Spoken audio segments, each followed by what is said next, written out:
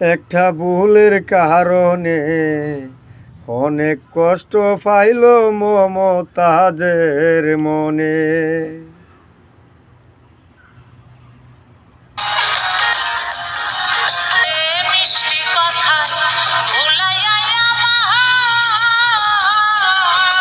মিষ্টি কথা কইয়া নৌকার গান গাওয়াইয়া পালাইয়া গেছে কালাম্মা দিল্লি শহরে।